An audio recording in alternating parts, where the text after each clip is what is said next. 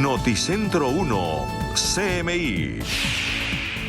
Buenas noches, bienvenidos a las noticias. Los siguientes son los 3 hechos más importantes de hoy en Colombia. El presidente de Promigas, Juan Manuel Rojas, advirtió que el país tendrá déficit de gas natural a partir del 2025. Sostuvo que para cubrir la demanda será necesario acudir a importaciones, lo que se traducirá en un alza de tarifas del 23% para los usuarios. Vamos a hablar más de esta noticia en nuestra emisión nacional a las 9 de la noche. Un despliegue masivo de tropas en Arauca ordenó el ministro de Defensa Nacional, Iván Velázquez, quien visitó el municipio de Tame.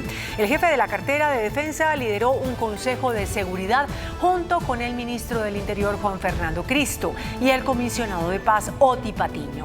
Ante los múltiples ataques del ELN, el gobierno dio instrucción a la policía y al ejército de blindar Arauca y de hacerle frente al grupo armado. Ampliación de esta noticia en nuestra emisión nacional a las 9 de la noche.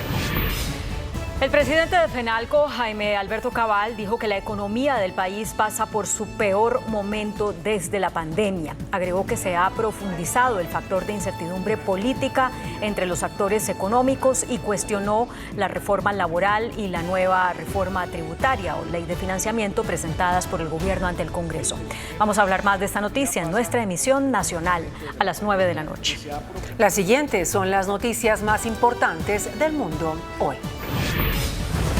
Huracán Helene alcanza categoría 4 y amenaza con una catástrofe a Florida. Israel anuncia que intensificará su ofensiva contra Hezbollah en Líbano.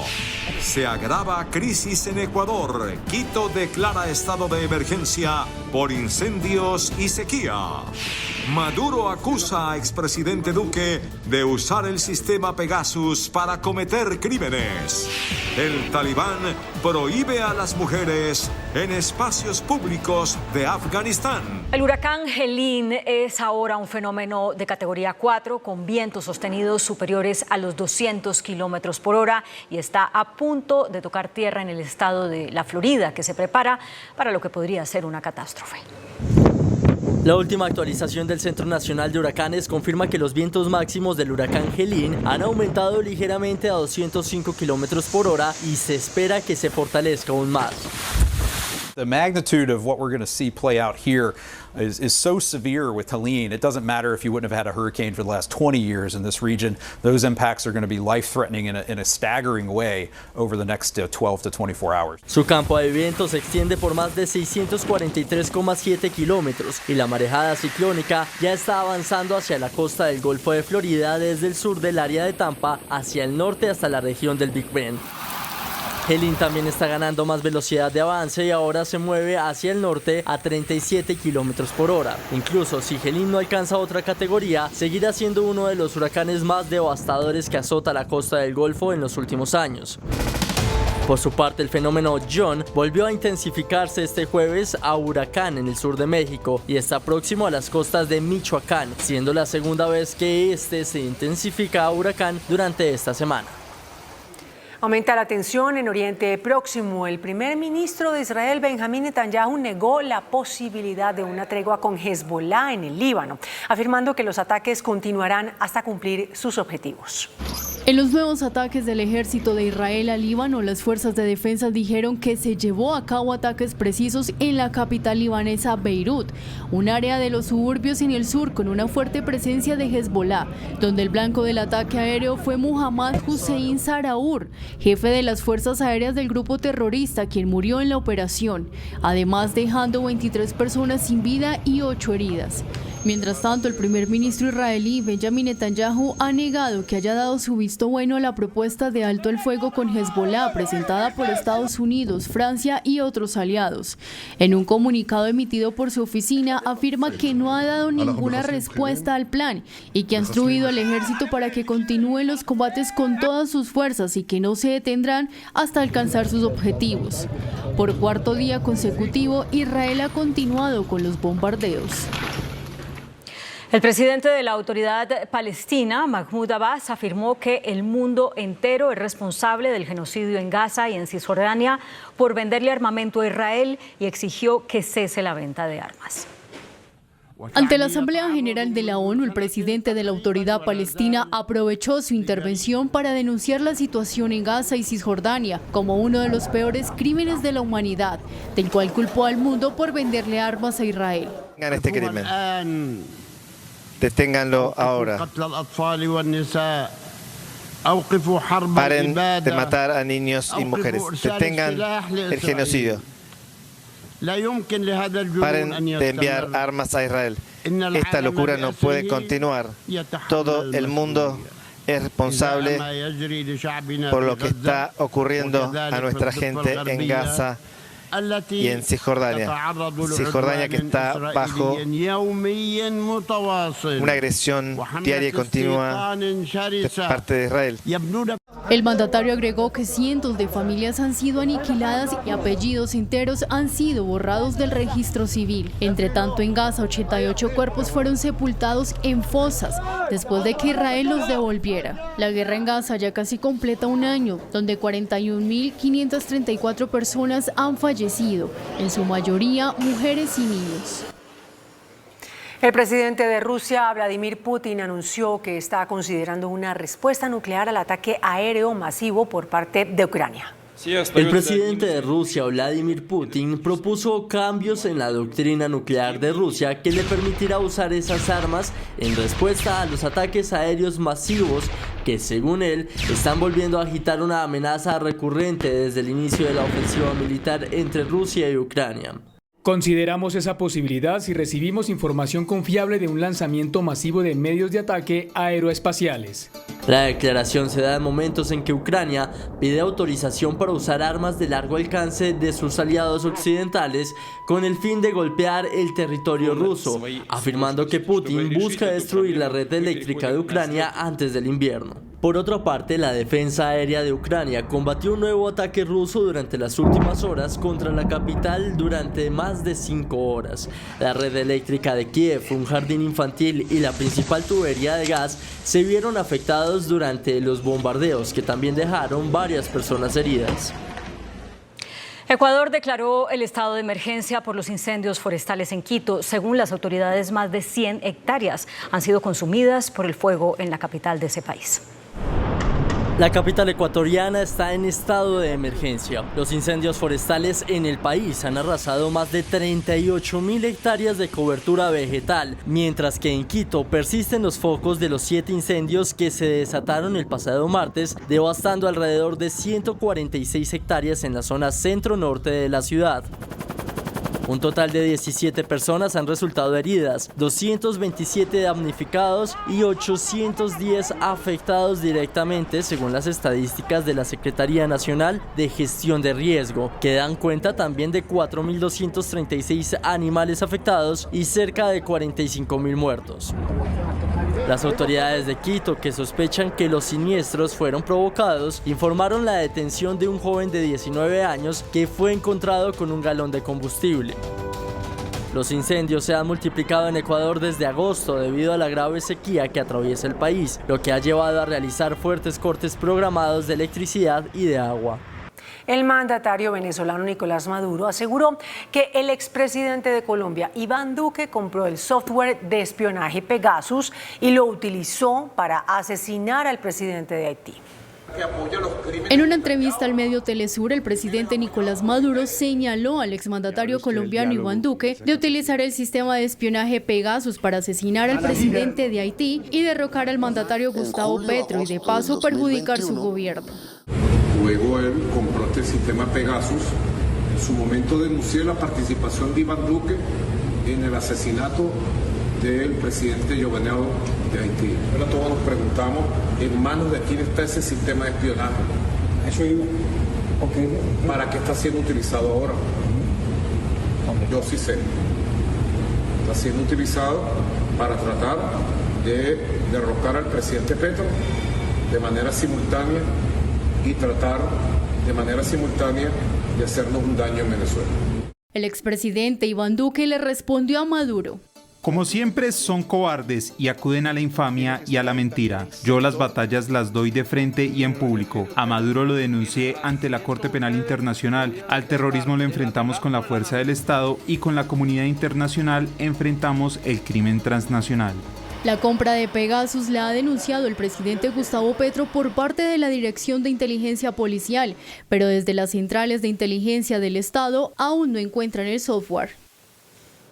El Instituto Nacional de Aeronáutica Civil de Venezuela suspendió indefinidamente los vuelos comerciales desde y hacia Chile. La compañía señaló que la suspensión entrará en vigor este fin de semana.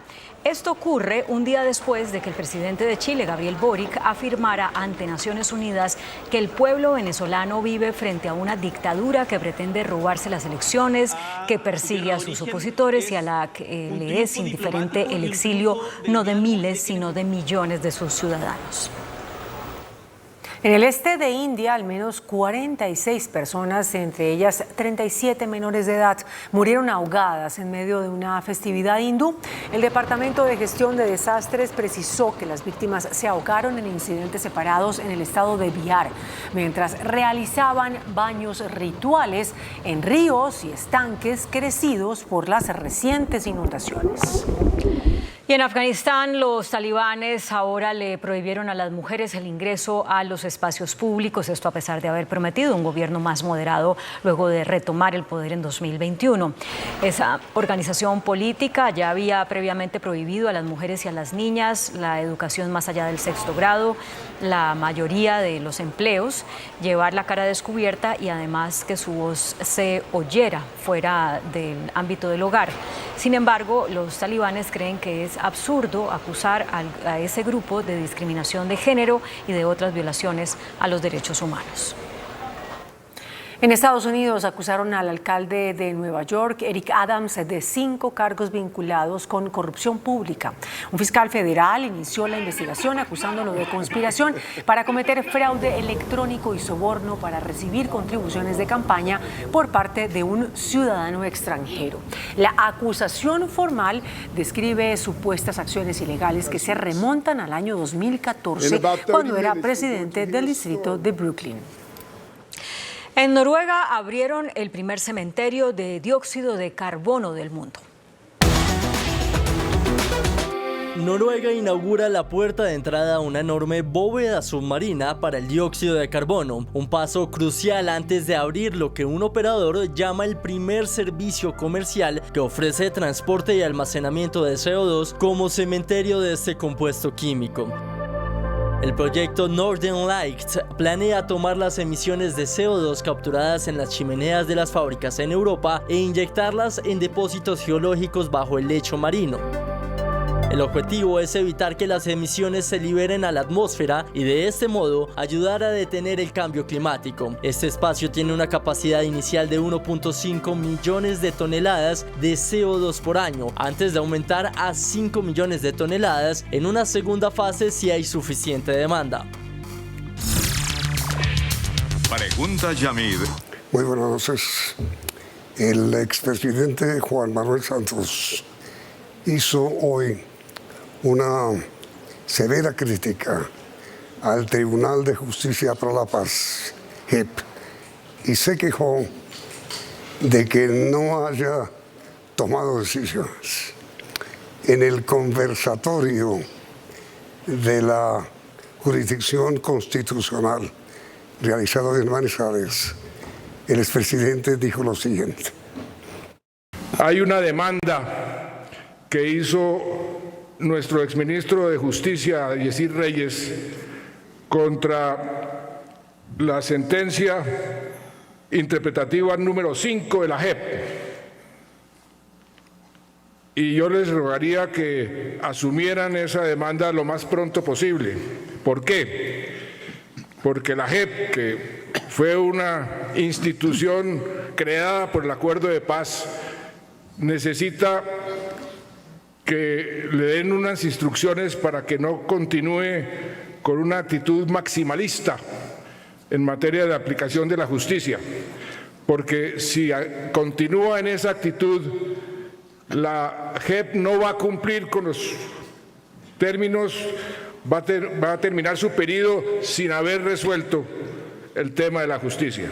Por eso se necesita que la Corte le establezca a la JEP unos parámetros para que sea más eficiente y se concentre, como fue el espíritu del acuerdo, en los máximos responsables, no en todos los responsables.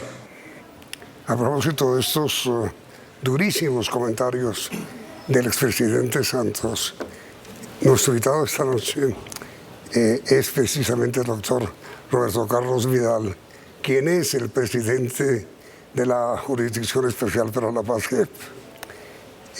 Me parece, con todo respeto, doctor Vidal, que las opiniones del expresidente Santos reflejan un poco la opinión nacional. ¿Cuál es su respuesta a semejantes críticas? Las que tenemos la principal preocupación porque la JEP cumpla su cometido dentro de los plazos fijados por los acuerdos que están en la Constitución Política. Los más preocupados por ellos somos los magistrados, los 38 magistrados que integramos la corporación, esta alta corte creada para poder pasar la página jurídica del conflicto armado. Se trata de una corte esencialmente temporal, que fue diseñada en los acuerdos para durar 15 años, con la posibilidad de hacer una pequeña prórroga de 5 años más, destinados al cumplimiento de las sanciones. Ese es el tiempo del que disponemos nosotros para juzgar 50 años de conflicto armado en Colombia, en millones de crímenes que fueron perpetrados no solo por la guerrilla de las FARC, sino por la fuerza pública, por particulares y por funcionarios públicos. Es una labor inmensa que requiere unas herramientas particulares. Y eso implica que se toman decisiones todo el tiempo en la jurisdicción, Yamit, procurando adaptar el recurso más escaso que nosotros tenemos, que es el tiempo. 20 años parecen mucho, pero no es muy poco, para adaptar ese recurso a la inmensidad de la labor que tenemos que desarrollar.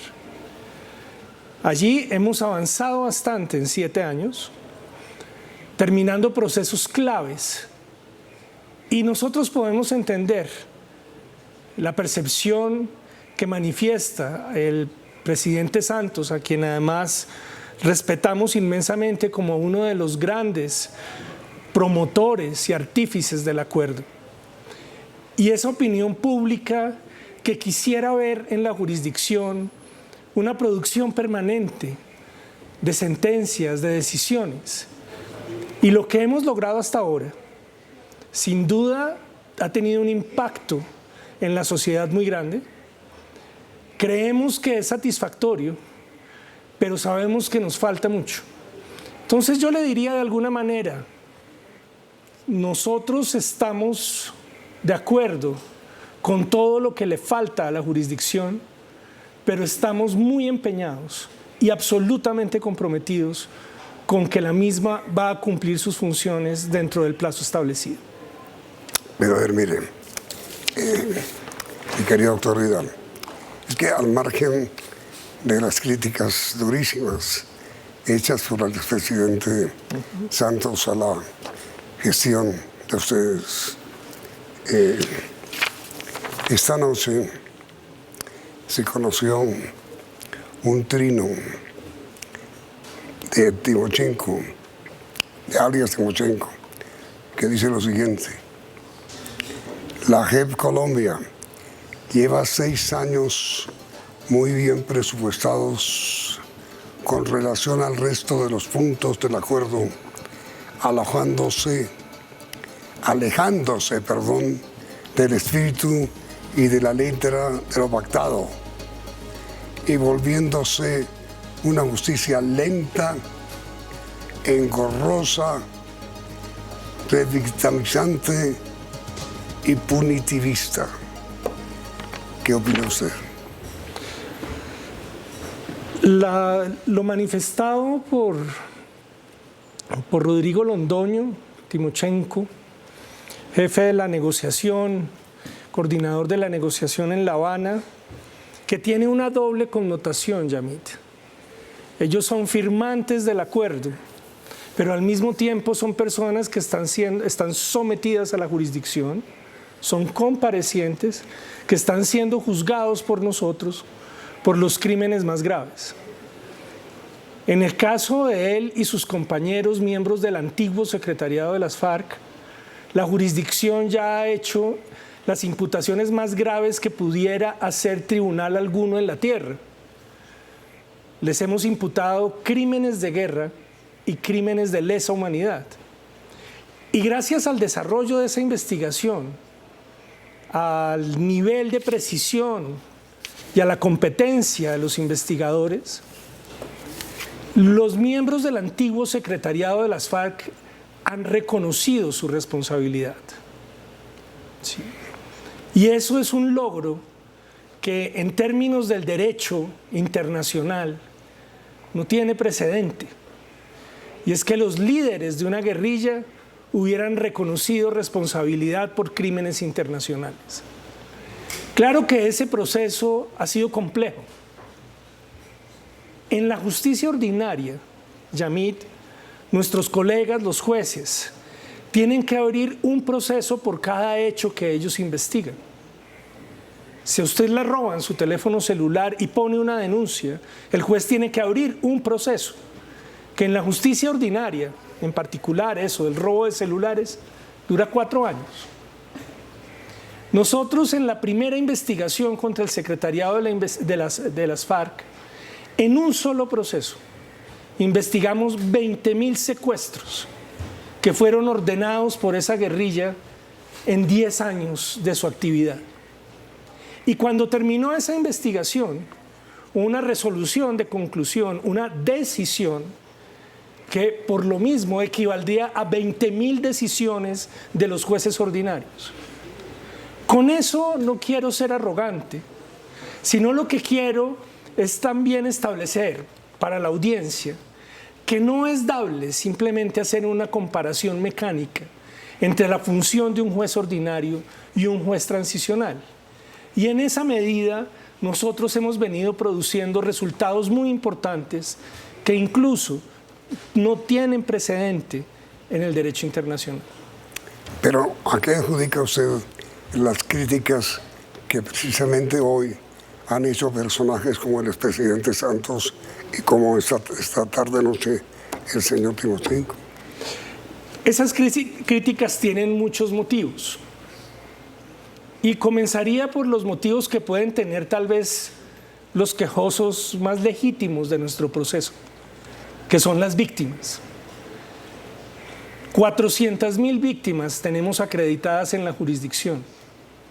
Víctimas que esperan que se cumplan sus derechos a la verdad, la justicia, la reparación y las garantías de no repetición. Víctimas que llevan algunas de ellas 20 años con un ficho, palabra colombiana, un ficho, esperando en una fila que el gobierno colombiano les reconozca una reparación administrativa de 30 millones de pesos. 20 años esperando eso. A cada familia. ¿De 400.000 víctimas? La lista oficial, no los que están registrados en la JEP, la lista oficial son 9 millones de víctimas. Tenemos una fila de 9 millones de víctimas por más de 20 años esperando reparaciones del Estado. 9 millones de víctimas 9 millones de la guerra en Colombia. De la guerra en Colombia esperando reparaciones, esperando verdad, esperando justicia. Cuando ellos llegan a la JEP, llegan con una enorme expectativa de que nosotros podamos con los recursos que tenemos solucionarlo. Sin duda no podremos hacerlo. Solo una pequeña parte de ellos podremos atenderlo. Y con eso lo que le quiero decir es que en la jurisdicción trabajamos con unas herramientas limitadas para resolver lo que en esta guerra sería lo irreparable, el daño tan inmenso que ha causado el conflicto armado en Colombia. Siempre vamos a estar en deuda, nunca va a ser suficiente, pero nuestro trabajo es tratar de que las víctimas puedan sentir algún grado de satisfacción, algún grado de verdad, algún grado de reparación con lo que nosotros hacemos. Pero entonces, lo que hay en el fondo, doctor Vidal, es que las personas que han sido víctimas de 40 años de guerra en Colombia están esperando una especie de doctrina dictada por ustedes para demandar al Estado para que los reparen económicamente. El Estado colombiano, y particularmente en los acuerdos, en el caso de la reparación, tiene una vía administrativa y otra vía judicial. Sí. Pero ya el presidente de la República, el presidente Petro, ha dicho que se estima que el costo de esas reparaciones es de 300 billones de pesos. No. Y que el Estado no tiene los fondos para hacer esa reparación. 300 billones. 300 billones. Para reparar a estos 9 millones de víctimas en reparación solamente administrativa. Eso es lo que le hace a uno pensar las dimensiones del daño, pero la labor tan inmensa que tenemos que cumplir instituciones como la Jurisdicción Especial para la Paz, la Unidad de Búsqueda de Personas Dadas por Desaparecidas o la Unidad de Víctimas. Y de alguna manera siempre vamos a estar en deuda con ellas, que son los principales destinatarios de nuestro trabajo. Ustedes tienen, doctor Vidal, según la ley que las creó a ustedes, 20 años para existir y para fallar. Llevan 7, ¿no? 7, sí, señor. ¿Será que sí serán suficientes 20 años a pesar de la lentitud que es explicable además con la que ustedes avanzan? El tiempo requerido para investigar los millones de crímenes que han ocurrido durante 50 años de conflicto es incalculable. Pero los acuerdos, de una manera muy sabia, establecieron un límite muy estricto para la jurisdicción. Y ese es el dato que más nos atormenta en la jurisdicción. Tener un tiempo tan limitado para lograr un propósito tan grande. ¿Tan limitado 20 años? Absolutamente, porque estamos investigando crímenes ocurridos durante 50 años del conflicto armado. Esa limitación nosotros la hemos tenido que administrar. ¿Y cómo lo tratamos de conseguir? Hemos hecho un proceso de planeación muy preciso que nos permitió calcular cuáles eran las necesidades de la jurisdicción. Tengo además que reconocer que el presidente Petro recibió nuestras peticiones para darnos los recursos de manera que en ese tiempo podamos terminar las investigaciones. Es que existe el peligro de que, a pesar de que sean 20 años, ¿no alcanzarán ustedes a terminar las investigaciones? Nosotros, haga esta proporción, Yamid, lo invito. Nosotros somos 38 magistrados. Tenemos unos equipos que pueden ser unas 500 personas en la investigación judicial. La rama judicial tuvo a cargo esa investigación de 50 años de conflicto. Durante esos años, la rama judicial hoy tiene alrededor de 35.000 personas y quedó absolutamente congestionada. ¿35.000 víctimas de la guerra? No, la rama judicial tiene 35.000 funcionarios, investigadores. ¿Sí? Es una dimensión gigantesca. Y que obviamente no ha terminado. Y esta cantidad de crímenes les produjo una congestión absoluta. Por eso es una de las razones de las que se crea la JEP. ¿Y qué es lo que hacemos nosotros? Nosotros entonces, como bien lo advertía el presidente Santos en el discurso que oímos hace un momento, lo que hacemos es no investigarlo todo, sino concentrarnos en los crímenes más graves y en juzgar a los máximos responsables. Eso es una herramienta que se ha desarrollado en Colombia y en el derecho internacional para poder lidiar con las investigaciones de crímenes masivos en conflictos prolongados. Eso es lo que hacemos nosotros, investigar una parte, solo lo más importante y lo más grave. Pero me parece que la opinión pública está un poco de acuerdo con el señor Timochenko en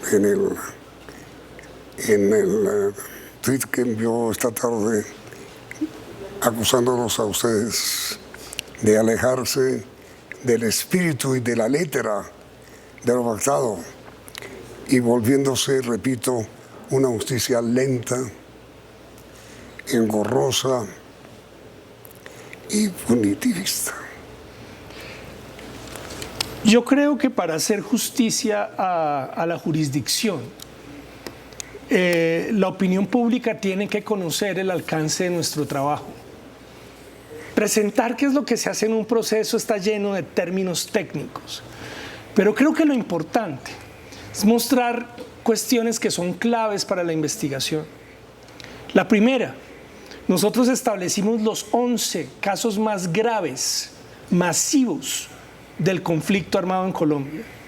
Porque nosotros no investigamos conductas, no investigamos un homicidio, un secuestro o una masacre, sino que investigamos patrones, es decir, conductas que se repitieron en diversos lugares del país durante el conflicto.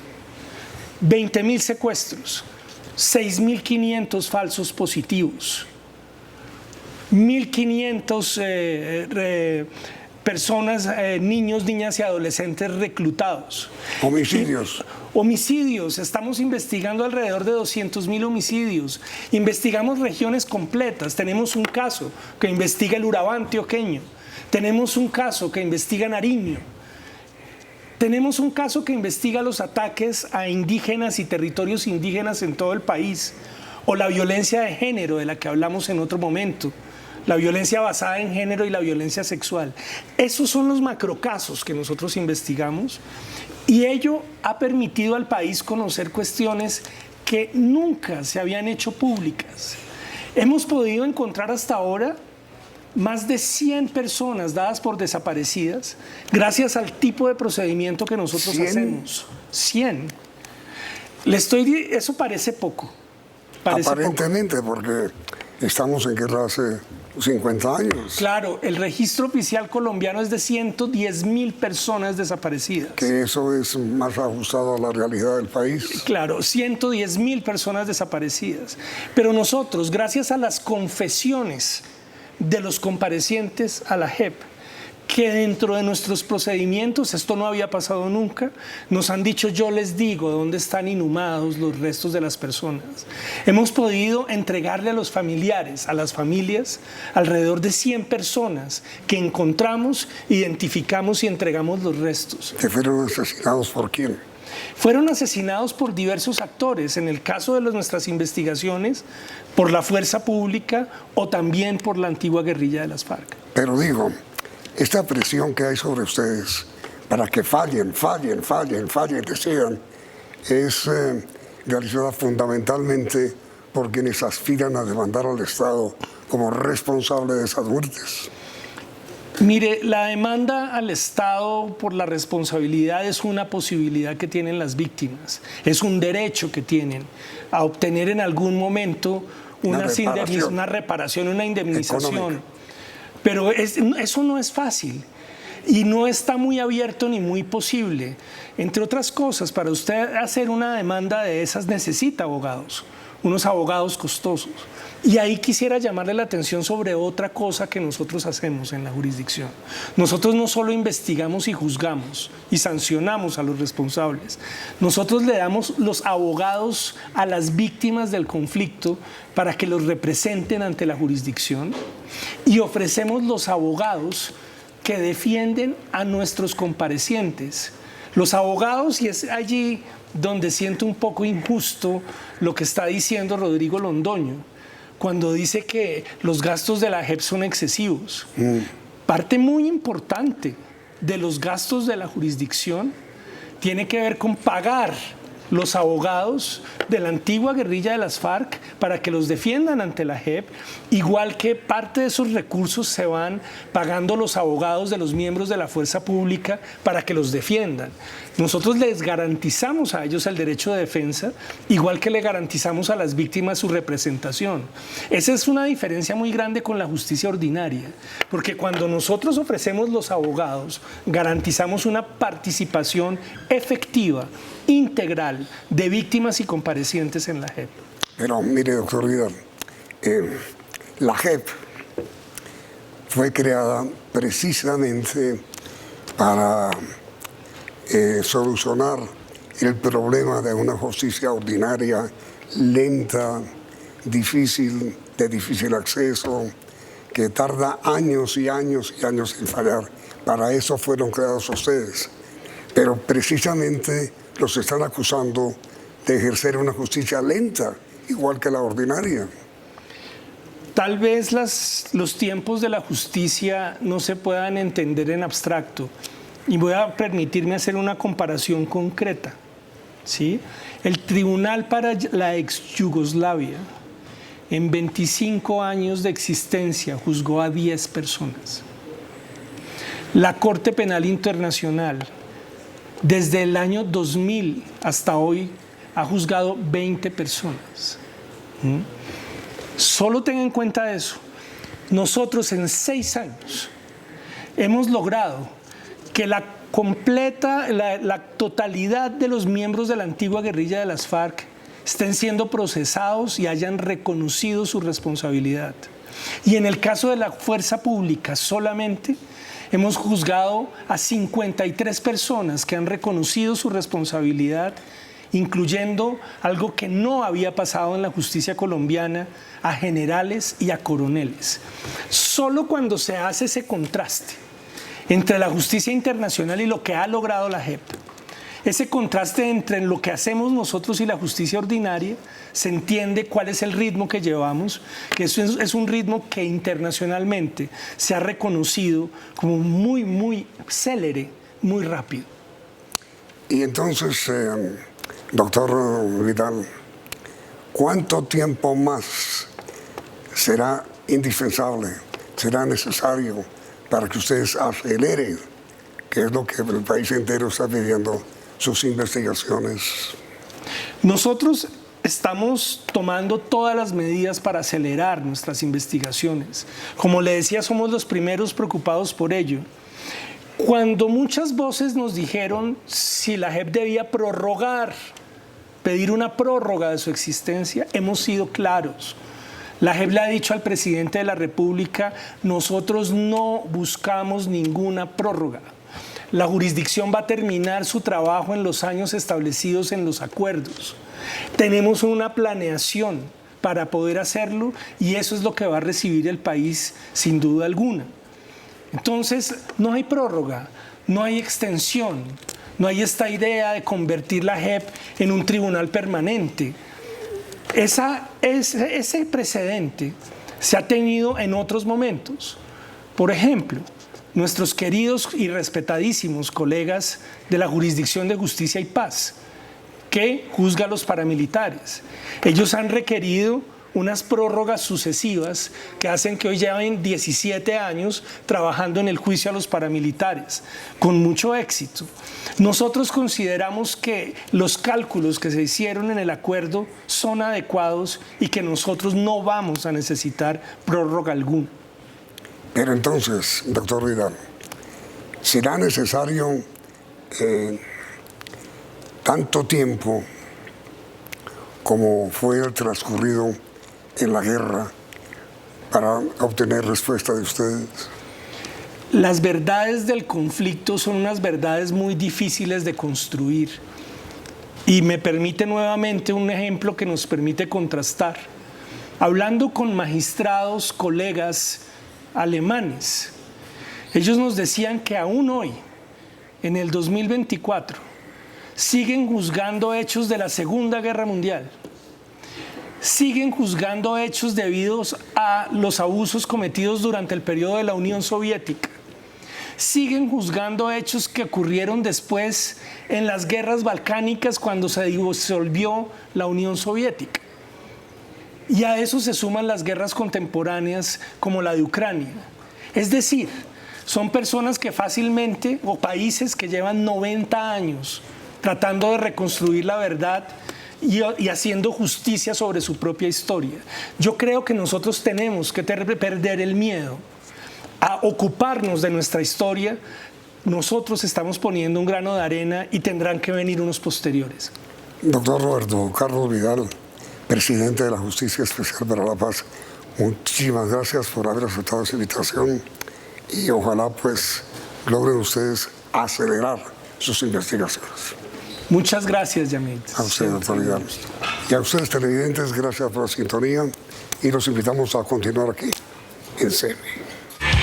CMI presentó Pregunta a Yamil. Ecopetrol pone en marcha plan para garantizar suministro de gas en 2025.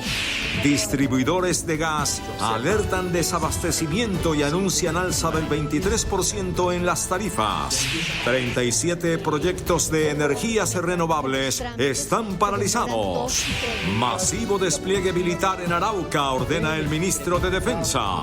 Alarma por aumento de violencia contra la mujer. 466 casos se reportan diariamente. Presidente de la Corte Constitucional reclama respeto por la autonomía judicial. Hay modelos de autoritarismo que se disfrazan de democracia, dice. Expresidente Santos critica a la JEP. Debe ser más eficiente. JEP reclama presupuesto para cumplir sus funciones. Termina liquidación de EPS Café Salud. En crisis principal hospital de Cúcuta. La economía está en un peor momento que en la pandemia, dice presidente de FENALCO. 1 de cada 2 vehículos no cuentan con seguro obligatorio de accidente. Iniciamos nuestra segunda hora de noticias. El presidente de Ecopetrol, Ricardo Roa, anunció un plan para garantizar el abastecimiento de gas natural a partir del 2025 en todo el territorio nacional. Este incluye adelantar la firma de contratos para cubrir el déficit del combustible, así como una posible importación de gas. Para enfrentar el déficit de gas natural en el país para los años 2025 al 2034, Ecopetrol anunció un plan de acción el cual busca garantizar el suministro de combustible en territorio nacional. Para asegurar el abastecimiento, la petrolera ya comprometió para el 2025 un total de 555 gigas por día que representan el 65% de la demanda nacional. En 2026 la empresa aportará al mercado mediante contratos ya suscritos 370 gigas, lo que representa el 43% del mercado local. Además de la producción nacional, también se tendrá que acudir a las importaciones de gas. El año entrante debo salir a buscar 40 gigavatios día de gas porque no los tengo, me dejaron sin gas para apalancar nuestras actividades, nuestros procesos. También estoy buscando gas. Yo soy el mayor, hoy Ecopetrol, el mayor consumidor de electricidad y de gas en el país, al que todavía no tiene su cobertura del 100% para atender sus procesos propios. El directivo pidió acelerar las medidas regulatorias desde el Ministerio de Minas y la Comisión de Energía para flexibilizar la disponibilidad de gas en el mercado. Además dijo que se tiene que avanzar en las aprobaciones, trámites y el desarrollo de infraestructura que están en manos de otros actores de la industria. Sabiendo que el gas natural está en el centro de la transición energética y por eso la apuesta a una mayor actividad exploratoria buscando gas en el Mar Caribe. El pronunciamiento fue hecho durante el foro convocado por la Superintendencia de Servicios Públicos. El presidente de Promigas, Juan Manuel Rojas, insiste en un posible desabastecimiento de gas y señala que de acudir a las importaciones, las tarifas de gas subirán un 23%. En el informe presentado este jueves por Promigas se dio un panorama preocupante sobre la autosuficiencia del gas natural en el país. Se confirma la necesidad de importar para cubrir el déficit que se presentará a partir del 2025. De acuerdo con el análisis financiero, esto generará un costo adicional para los usuarios hasta del 23%. Se viene alza en las tarifas. Se observa un déficit para el 2025 equivalente a 7,5% del total de la demanda nacional. estamos hablando de 77 gigabtu. Por el lado de la reserva señalan que en algunas regiones escasea el gas, disminuyendo el total nacional hoy en 6.1 años.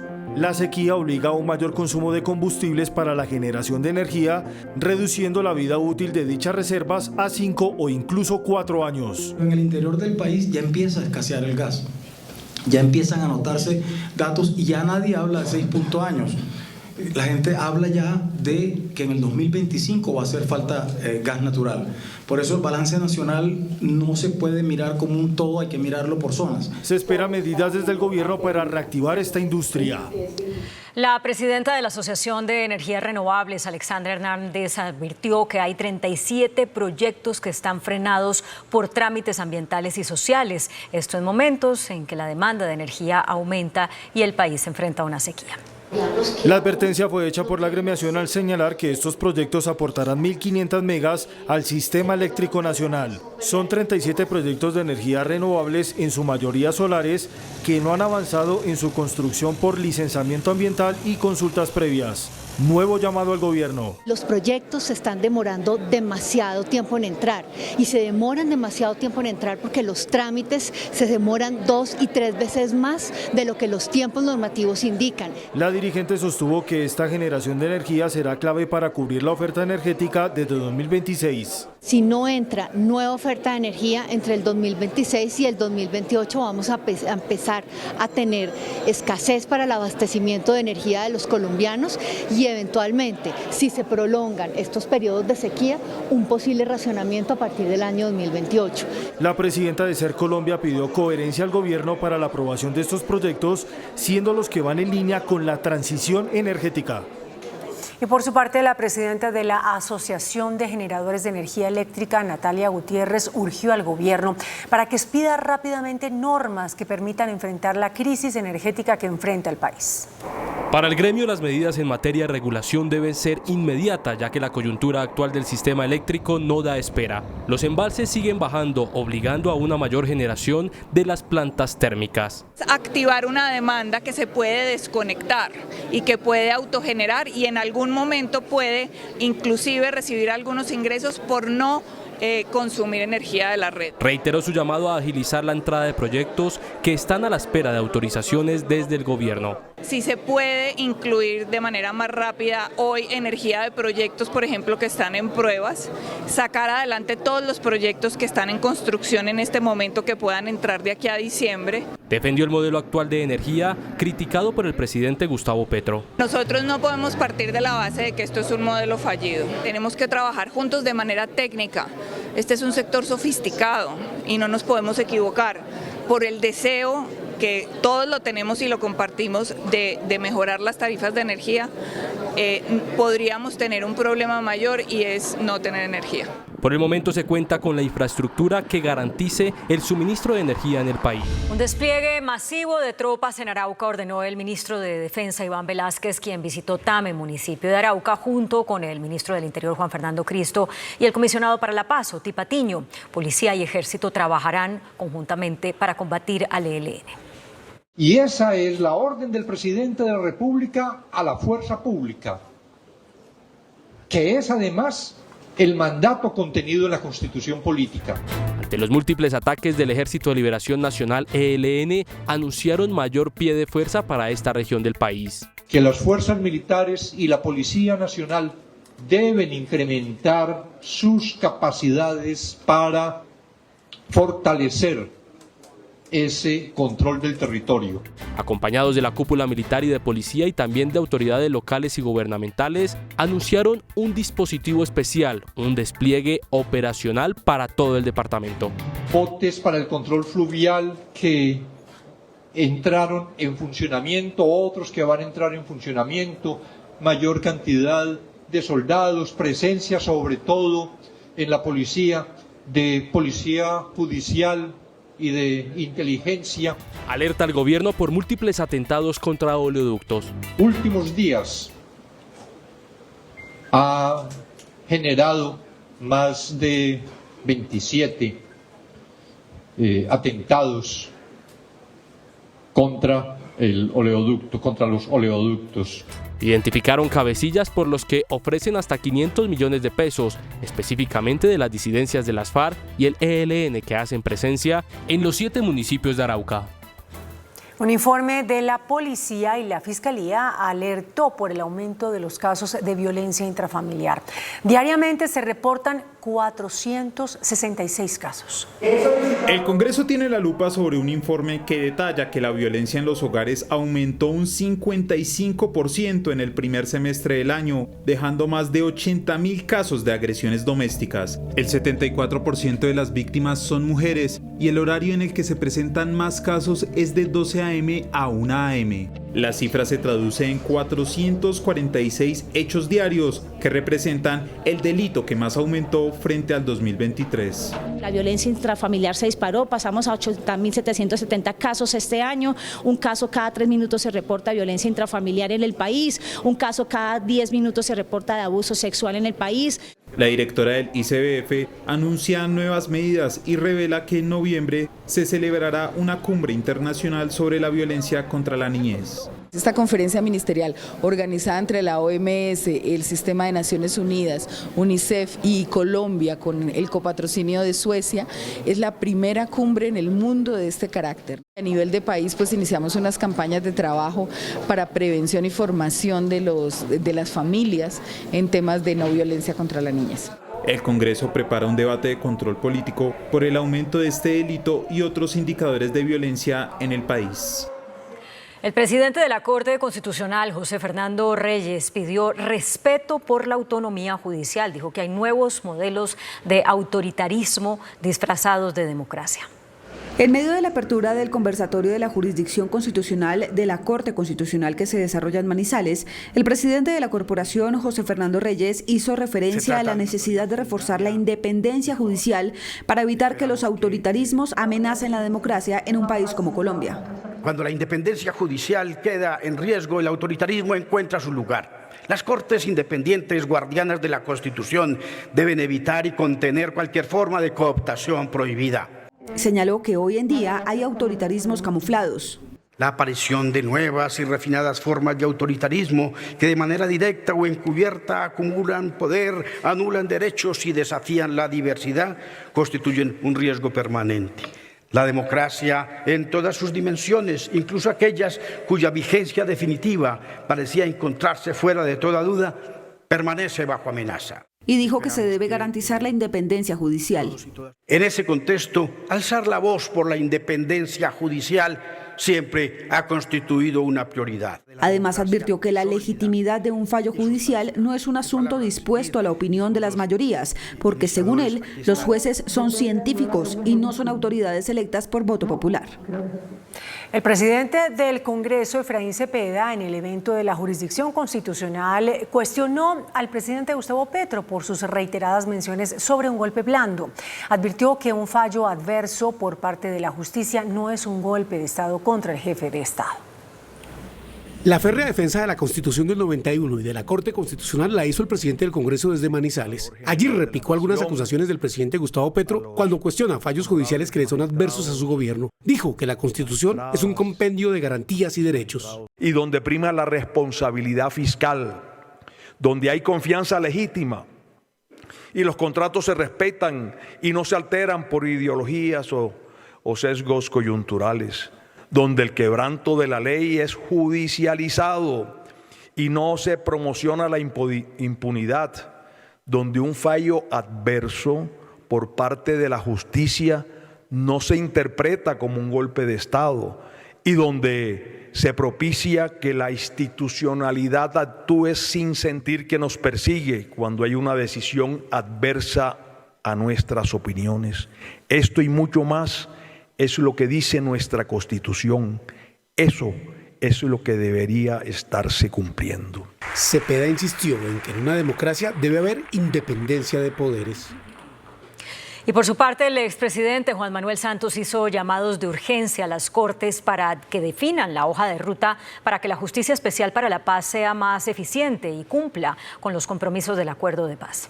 El expresidente Juan Manuel Santos le solicitó a la Corte Constitucional que asuma una demanda del exministro Yesid Reyes contra un fallo de la JEP y establezca parámetros claros para esa jurisdicción. Para que no continúe con una actitud maximalista en materia de aplicación de la justicia, porque si continúa en esa actitud, la JEP no va a cumplir. Santos habló de la COP16 y de las contradicciones en los discursos de los presidentes de Colombia y de Brasil.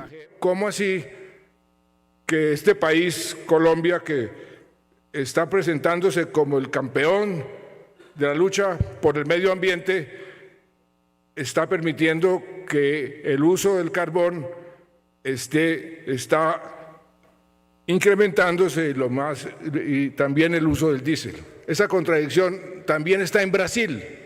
También habló de inteligencia artificial. Tenemos 2 años para domesticar esa fiera.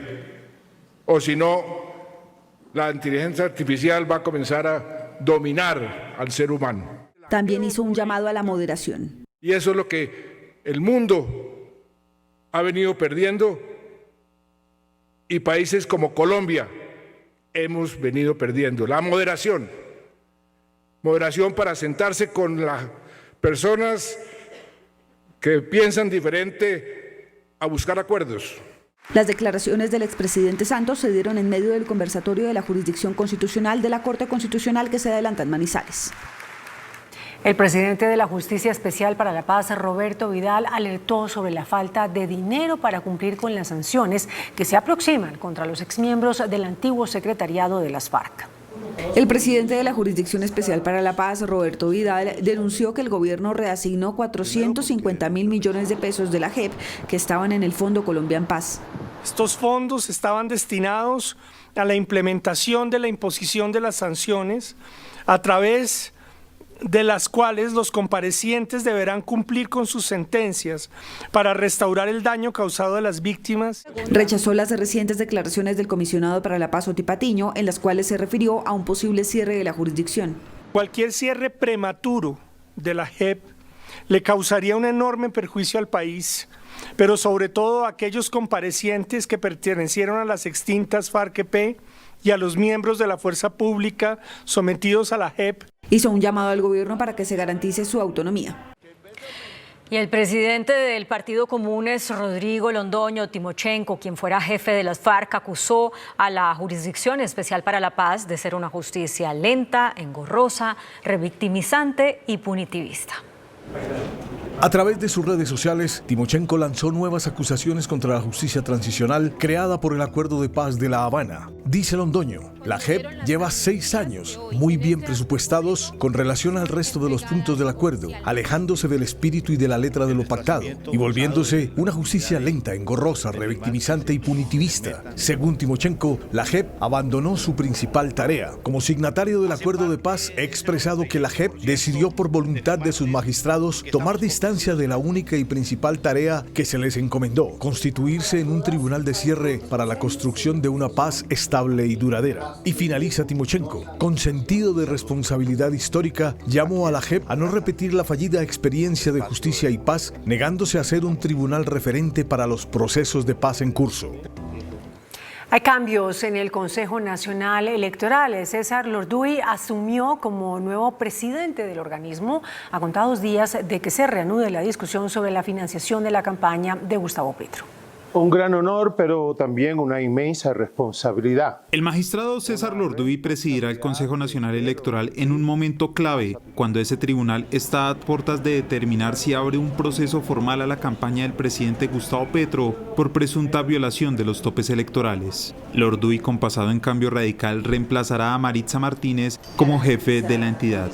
Hoy también se conoció que el magistrado Altus Vaquero será reintegrado formalmente al Consejo Electoral, cumpliendo una orden de la Corte Constitucional. El regreso de Vaquero tendría un impacto en la investigación a la campaña presidencial, pues la Sala Plena del Consejo Nacional Electoral está citada para este lunes y el magistrado podría solicitar el análisis del expediente, lo que pospondría 15 días más el estudio de la ponencia contra la campaña de Gustavo Petro. Hoy, después de 3 años de trámite, terminó el proceso de liquidación de la desaparecida EPS Café Salud. Cumplimos con el 100% de las obligaciones relativas al gasto de administración, de igual forma las obligaciones reconocidas como créditos NOMASA. Hoy terminó el proceso de liquidación de la EPS Café Salud, después de 12 años de funcionamiento. Este noticiero consultó a la Asociación Colombiana de Clínicas y Hospitales, quienes aseguran que la deuda en mora de esa EPS que deja de existir supera los 300.000 millones de pesos. La entidad, digamos, en proceso de liquidación fue declarada por el liquidador en desequilibrio financiero. Se pagó en un 11,91% que equivale a 147.000 millones de pesos. El superintendente de Salud cuestionó los procesos de liquidación de esas entidades en el país. 8.4 billones de pesos se estima han dejado como deudas en pesos corrientes las EPS que se han ido del sistema sin mayor vigilancia en muchas oportunidades y sin que haya realmente una responsabilidad de los actores del sistema. Es un recurso muy importante y por eso precisamente el señor ministro también ha hecho énfasis en que esta superintendencia tiene el ánimo es de generar esa recuperación de flujo financiero y no generar el desastre que ha tenido y el impacto que ha tenido para las personas, para las entidades en salud, para las y los trabajadores de la salud, lo que ha sido el impacto de las liquidaciones al interior del sistema. Una grave crisis atraviesa el Hospital Erasmo Meós de Cúcuta. El incremento en las consultas por parte de migrantes venezolanos ha incidido en la situación financiera del centro de salud, que ya es crítica. La alta ocupación en el Hospital Erasmo Meós de Cúcuta, hoy solo en urgencias alcanza ya el 377%, en una unidad con capacidad para atender a diario 58 pacientes. Las cifras de migrantes venezolanos se ha disparado después de elecciones en el vecino país. Pues después de elecciones se ha notado nuevamente el registro de inmigrantes, sobre todo de los pacientes no regularizados, y eso no implica que sea el Hospital Universitario Erasmo Meós el que asuma esa carga asistencial. Los pacientes venezolanos llegan del estado Táchira, Mérida, El Zulia y Barinas, donde la asistencia en salud es precaria. Sí, es constante, tanto nacionales que viven en Venezuela como pacientes migrantes que vienen a atención acá. Los problemas financieros de este centro asistencial también son graves. La nación le adeuda a la fecha 106.000 millones de pesos por atención a los migrantes venezolanos y las EPS le deben una cifra que supera los 500.000 millones de pesos, situación que tiene en alto riesgo de colapso total al Hospital Universitario Erasmo Meós.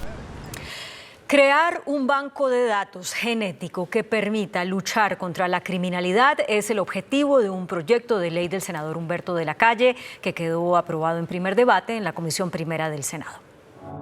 Como en la serie CSI, el senador Humberto de la Calle busca que el banco de datos genéticos sea fortalecido para que en él estén las huellas biológicas de los criminales, sobre todo de aquellos que abusan sexualmente contra menores de edad, los más vulnerables. La mayor parte del abuso sexual ocurre contra niños muy pequeños y en el entorno familiar. Entonces, si usted toma las muestras, cabello, saliva, semen, y la persona está registrada, pues esa es una prueba irrefutable, porque lo mismo que las huellas dactilares, el código genético no se repite. Y eso ha sido la revolución en estas materias, también para el homicidio, para el robo. Es que esa huella genética queda en muchos de los acontecimientos criminales. El proyecto, que fue votado por unanimidad en la Comisión Primera del Senado, pasa ahora a segundo debate a la plenaria de la corporación. El Ejército Nacional desmanteló una central telefónica en Cundinamarca desde donde se extorsionaba a comerciantes y ganaderos. Un call center extorsivo en la cárcel La Pola, esto en Guaduas, Cundinamarca, halló el Gaula Militar y la policía. 27 celulares desde donde salían las llamadas para hacer cobros extorsivos a comerciantes y ganaderos.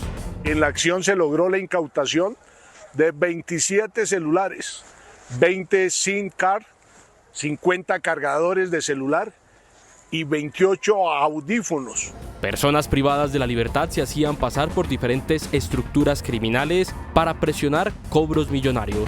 Con la desarticulación de este call center extorsivo, se golpean las finanzas de estructuras criminales que delinquen en Cundinamarca y en Bogotá. El Gaula invitó a las personas víctimas de extorsiones a comunicarse y denunciar a la línea 147.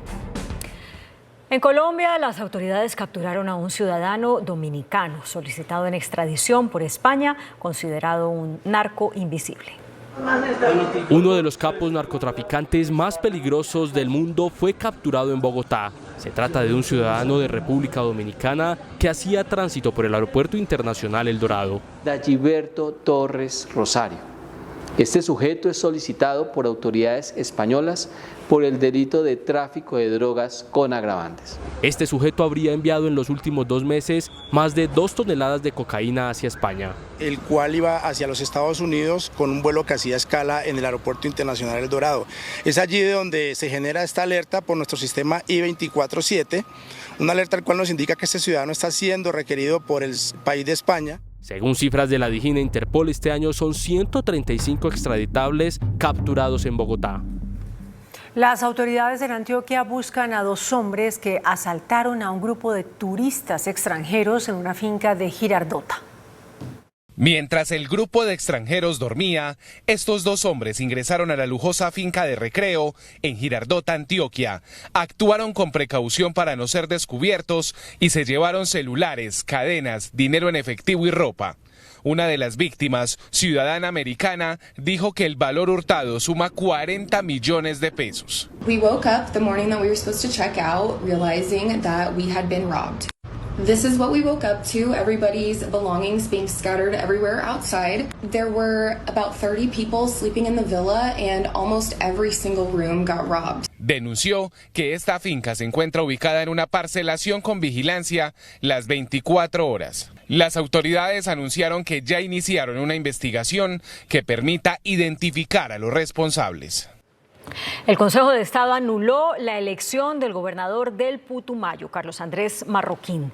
El alto tribunal señaló que el mandatario regional incurrió en doble militancia por apoyar la campaña a la Asamblea Departamental del Putumayo de un aspirante del partido Maíz, pese a que el partido de la U apoyó su aspiración a la gobernación.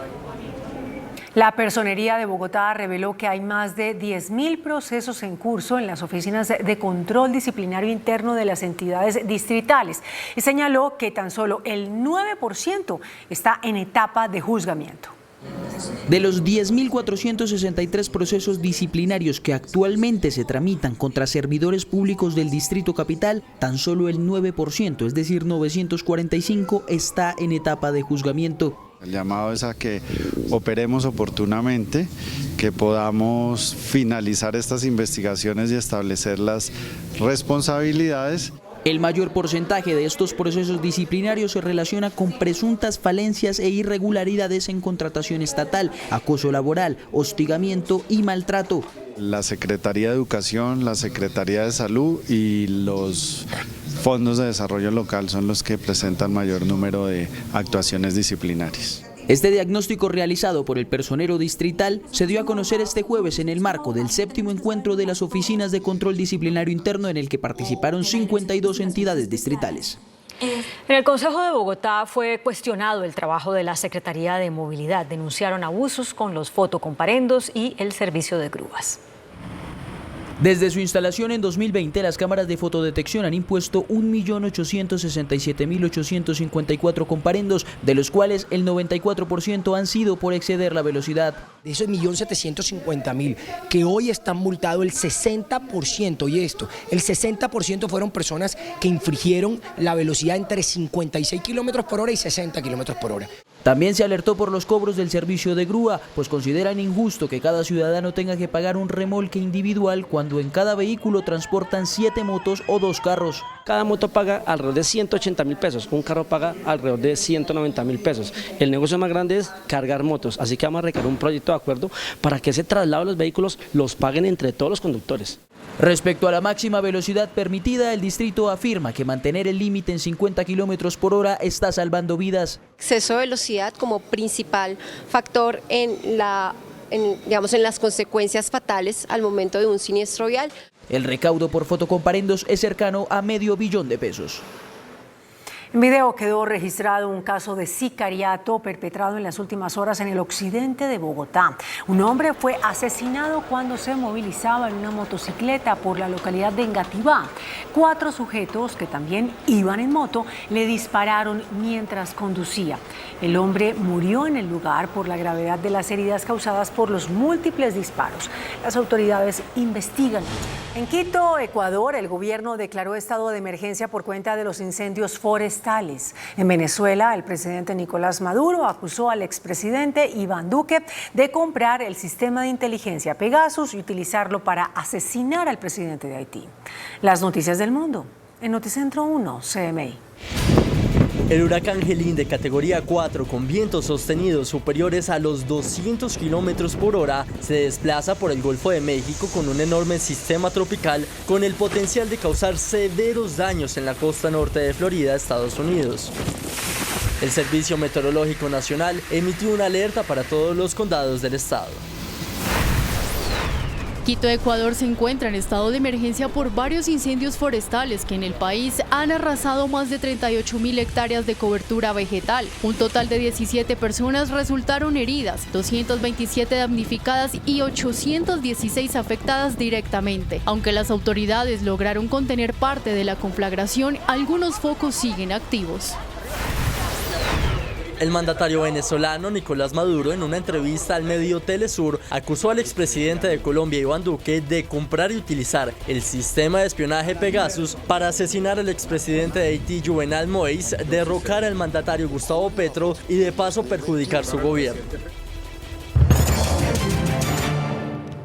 El presidente de FENALCO, Jaime Alberto Cabal, dijo que la economía colombiana está en su peor momento desde la pandemia. Cuestionó las reformas laboral y de financiamiento. En la instalación del Congreso de FENALCO en Barranquilla, el presidente del gremio dijo que en el país no se puede hablar de reactivación cuando sectores como el comercio, la construcción y la industria están en balance negativo. Vemos que la economía pasa por su peor momento desde la pandemia y se ha profundizado la incertidumbre política entre los actores económicos. Vamos a analizar, por ejemplo, el crecimiento del PIB. Es bueno sustentar por qué venimos en un retroceso de la desaceleración, en un proceso de desaceleración económica en estos 2 años. Cuestionó la reforma laboral y la nueva reforma tributaria presentada al Congreso. En FENALCO estamos convencidos que si prosperan y se aprueban en el Congreso la nefasta reforma laboral y la innecesaria y peligrosa nueva reforma tributaria, sería el puntillazo final en esta maltrecha economía colombiana. Congresistas, un llamado: sean responsables, que en sus manos está el destino de miles y miles de empresas y empleos de los colombianos. Cabal se expresó escéptico por el futuro del país. No podemos ser optimistas en la situación del país en lo que resta de estos 22 meses del gobierno actual. Por el contrario, todo indica que continuará desafortunadamente empeorando y nos toca rescatar al país después de estos 4 años. Reclamó el presidente de FENALCO gobernabilidad del jefe de Estado. ¿Cómo podemos creer si cada día es más excluyente? ¿Cómo le vamos a creer si gobierna más por X, con trinos extensos, cargados de odio, llenos de errores y de ortografía e inconsistencias, que ejecutando seriamente el liderazgo desde el gobierno? Pidió al país unir las fuerzas políticas con miras a las elecciones presidenciales de 2026. Que Colombia sí tiene futuro. Tenemos más país que este mal gobierno, pero ese futuro que queremos tenemos que ayudar a construirlo.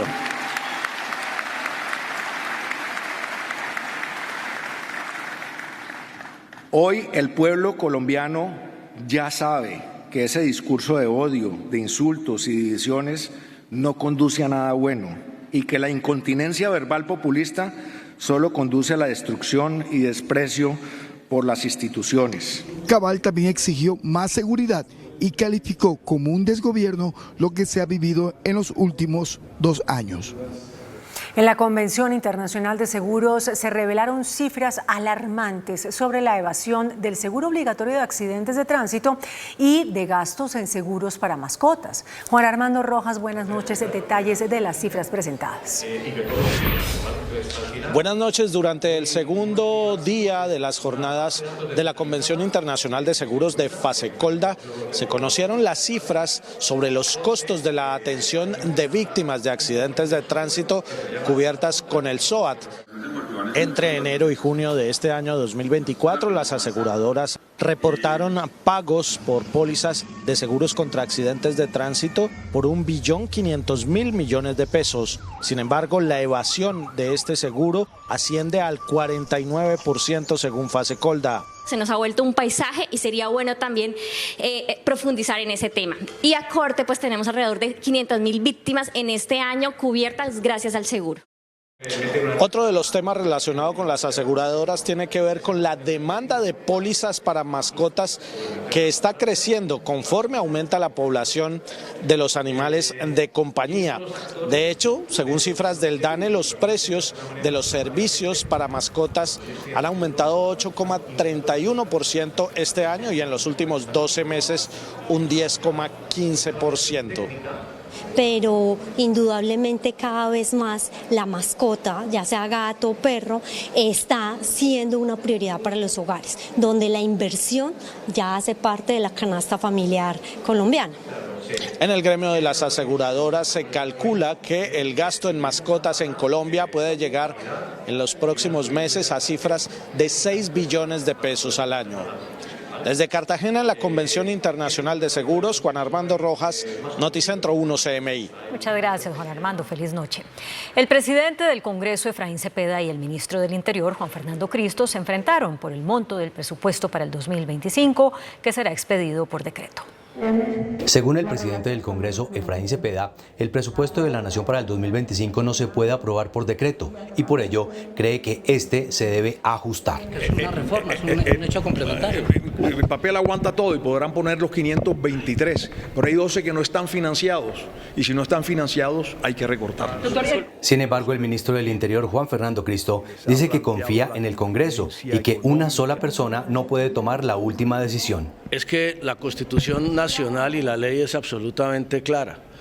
El presupuesto que queda vigente para el año 2025 es el presupuesto que presentó en el proyecto original el Gobierno Nacional por los 523 billones de pesos, que seguramente los pedirá el Ministerio de Hacienda al Gobierno Nacional en los próximos días. Los funcionarios entregaron sus declaraciones en Manizales durante la realización del evento Promesas y Garantías que organiza la Corte Constitucional. El registrador nacional Hernán Penagos dijo que confía en que el gobierno mantendrá el presupuesto para la entidad, lo que permitirá un normal desarrollo de las futuras jornadas electorales. El registrador nacional aseguró a los medios que confía en que el recorte presupuestal para la entidad, aparentemente de un 77%, se va a corregir, ya que la entidad necesita los recursos para garantizar los procesos electorales. No tengo duda que en ese decreto estará incluido los recursos completos de la registraduría, entre otras razones, porque el decreto debe incluir el proyecto de presupuesto inicialmente presentado. Ese proyecto tiene cerca de 3.2 billones de pesos para la registraduría y esos son los recursos que necesitamos para el proceso de 2026. Sostiene que de no tener el presupuesto necesario, la organización de los próximos comicios electorales estaría en riesgo. El índice de capitalización de la bolsa que mide el comportamiento de las 25 principales acciones cerró al alza. El índice selectivo MSCI Colcap de la Bolsa de Valores de Colombia subió 0,79% a 1.331 puntos. La acción de Nutresa fue la que más subió con una valorización de 4,63% a 70.000 pesos. La acción de BHI fue la que más cayó con una pérdida de 0,66% a 303 pesos.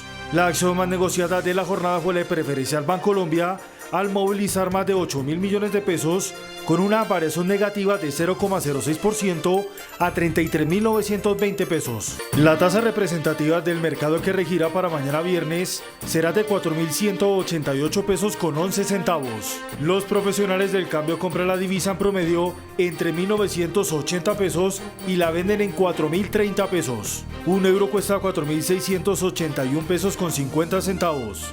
La libra de café en Nueva York se cotizó a $2.73. El azúcar se transó en 23,28 centavos de dólar la libra. El barril de petróleo WTI se cotizó en $67.46. La referencia Brent para Colombia se cotizó en $70.91. Una acción de Ecopetrol cuesta 1.900 pesos. En Colombia se creó la lámpara más liviana del mundo hecha con guadua. Esta innovación busca aportar en la reducción de la circulación de elementos contaminantes y además de ser una opción en lugares donde hay constantes problemas con la electricidad. Vivir para inspirar. La guadua es una planta muy similar al bambú que abunda en muchas regiones de Colombia y cuyos usos contribuyen a la reducción de la huella de la contaminación en nuestro planeta. Una de estas creaciones es la lámpara más liviana, sostenible y económica del mundo, la LES 450, elaborada por un grupo de colombianos a partir de este material natural. Nosotros hicimos algo muy interesante y es obtener unas tirillas de 1 milímetro de espesor a partir de la guadua y ella pierde la memoria y podemos trabajarlo. Por lo tanto, con 2 tirillas, ¿de acuerdo?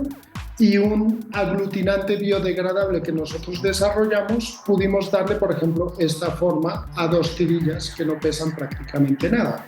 Después, utilizando cable de cobre normal, sin protección, porque eso es polímero sintético desarrollado en petróleo, unos LED, que es algo bastante sencillo. Obviamente en Colombia todavía no producimos LED, pero ojalá llegue el momento, porque esto sí es un producto que necesitamos.